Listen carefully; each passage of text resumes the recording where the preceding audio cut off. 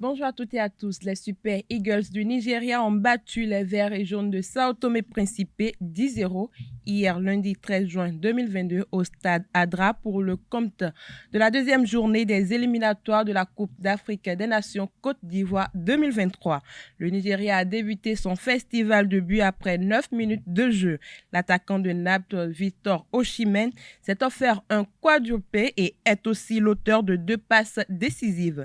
L'attaquant de Lorient, Terren Mofi, a inscrit son doublé à la 43e et 60e minute. Moses Simon, Ohene Karo et Tebo, Ademola Lookman et Emmanuel Denis ont marqué chacun un but. Le Nigeria enregistre ainsi une deuxième victoire après 2 matchs et soigne sa différence de but dans le groupe A.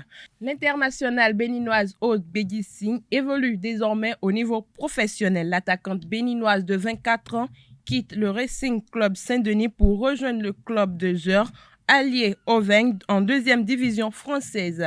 Zeur Allié Auvergne, vice-champion en titre de la Coupe de France pour le compte de la saison 2021-2022, compte s'appuyer sur Aude Bédissing pour faire mieux lors des prochaines saisons. Super Ligue professionnelle de football à présent, l'association sportive de la vallée de l'Ouémé a reçu Espoir de Savalou au stade Omnisport d'Adjoun le dimanche 12 juin 2022. Au terme d'un match âprement disputé, les protégés de Richard Bior empochent les 3 précieux points sur le score étriqué de 1-0. Le reportage de cette rencontre vous est proposé par nos reporters.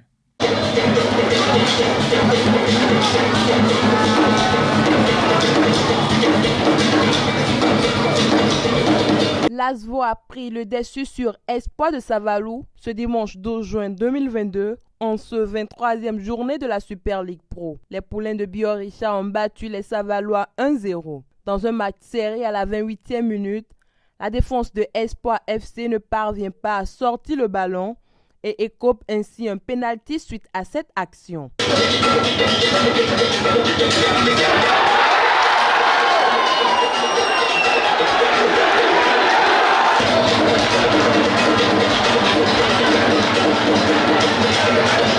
À la 30e minute, Peter Edema transforme le pénalty.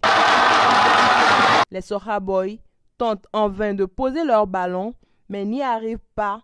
Et c'est sur le score de 1-0 que les deux équipes regagnent les vestiaires. À la reprise, Espoir FC prend le contrôle du jeu avec plus d'occasions offensives. Malheureusement, ils ne parviennent pas à trouver la faille de leurs adversaires. Le score restera inchangé jusqu'au coup de sifflet final.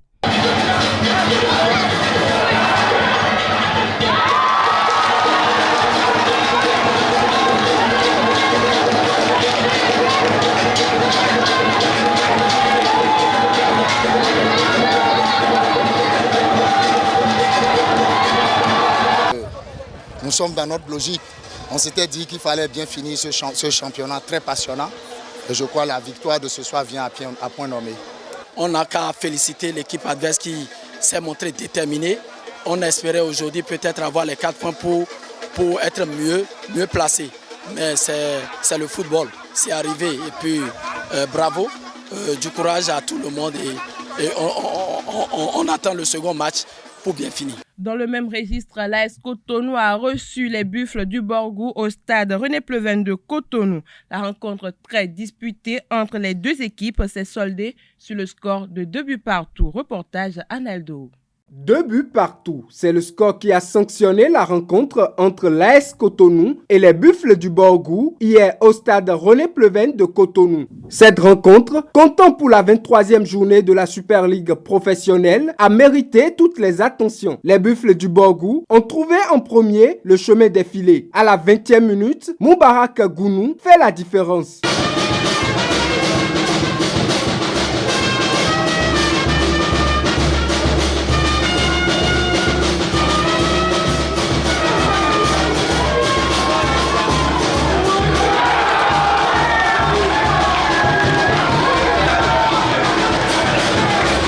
Endurant, 8 minutes plus tard, l'AS Cotonou égalise avec Soumaïla Humpé.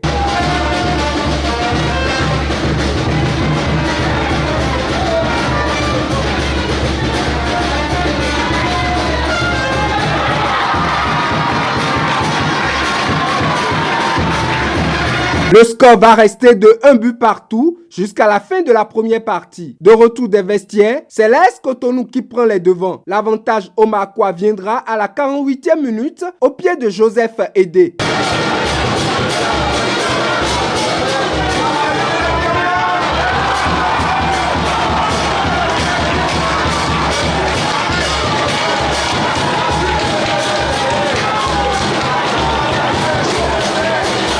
La pression des Buffles va décrocher le pénalty à la 60e minute.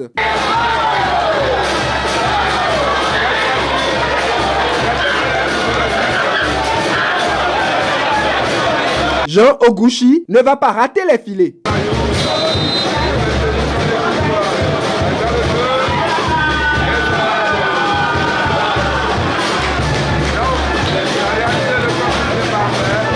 À 2 buts partout, les Buffles ont tenté de prendre les 3 précieux points sans y parvenir. L'AS Cotonou conserve le nul jusqu'en fin de partie. Ainsi, par ce résultat, les Buffles perdent définitivement les chances de finir champion du Bénin. Place à la course à la 2e place. Vraiment, on est venu pour les 3 points. Mais les 2 buts que nous prenons vraiment, c'est des buts de valise. Hein. Ça, c'est quand même, c'est 3 amateurs. Hein. Il refuse de s'aligner, tous vont prendre un poteau. Voilà, le ballon vient, il met les dents, c'est fini. Encore le deuxième but, entre nous. Est-ce que c'est des buts que les buts doivent prendre? On ne prend pas, on a 2 puis c'est fini. Voilà. On a bien rivalisé avec les Buffles, qui jouent la 2e place. Donc une équipe très très motivée face à nous. Et on s'est battu avec nos armes, c'est-à-dire la combativité. On a essayé de bien défendre. Je pense qu'on mérite largement le match nul parce que c'est nous qui avons les meilleures occasions. Pour finir, la triplette de l'équipe nationale a remporté l'Open de la rentrée fédérale organisée par la Fédération béninoise de pétanque pour lancer la saison sportive 2022. La triplette de l'équipe nationale a survolé la finale en battant 11 buts à 1, celle de Glazoué, récente vainqueur de la 26e édition de l'international de pétanque de Tunis Open Azure City. Elle s'offre donc l'Open de la rentrée fédérale de 2022.